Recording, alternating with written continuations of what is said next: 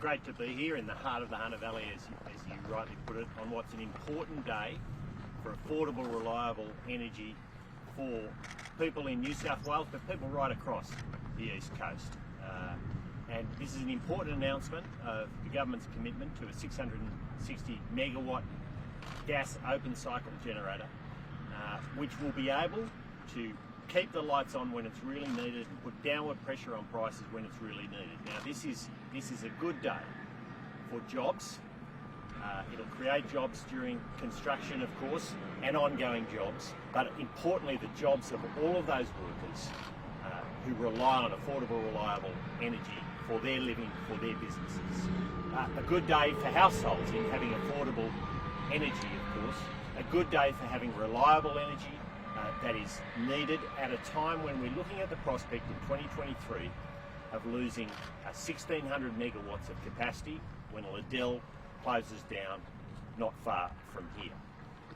Now this, combined with Tallawarra, which was announced recently, gas-fired generator, open cycle gas generator down in the Illawarra, was announced recently by Energy Australia, will combined provide the replacement we need to ensure that we have that energy for affordability and reliability. But importantly, both of these projects, both this one and the one at Tallawarra, will help to bring down emissions. They'll be hydrogen-ready projects, but on top of that, they are projects that can ensure that the solar and wind that is being built at record rates, the highest level of household solar in the world here in Australia, can be backed up so that we have that power we need at the price we need in the evenings when the sun goes down. Now, there's been lots of discussion about the need for this. It is needed because we are losing a very significant chunk of capacity when Liddell closes in 2023. But importantly, we've seen a dress rehearsal for what will happen when Liddell closes in the last week. In the last week, just down the road from here, we've seen the Tomago smelter, which is the biggest electricity user in Australia, have to close 3 times for between 2 and 3 hours each time after the sun went down in the evening.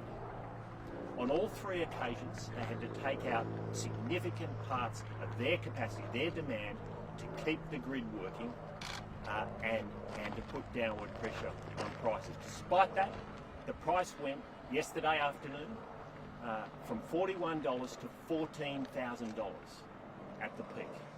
This is what happens when Liddell goes out of the market. We've just seen part of the Liddell generator go down in the last week, not the whole thing, but we have just seen exactly what will happen if we don't have replacement capacity. Now, it would have been good to have this capacity here yesterday and through the course of the last week, but the plan is to have it in place when Liddell does close for good in 2023, and this is immensely important to deliver that affordable, reliable energy that I've described. Now, as I said, this is important for the workers at Tomago, but it's also important for all workers who rely on the energy that they need for their jobs.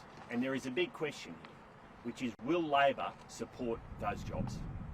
Will Labor support the workers at Tomago? Will Labor support those workers who rely on energy for their industry, for their jobs, for their businesses? This is a big question for Chris Bowen. We've seen Joel Fitzgibbon out today strongly supporting this project. Good on him. But we've also seen Chris Bowen opposing it. Labor needs to make up their minds, because we want this to go ahead. We want it to be bipartisan without hiccups along the way.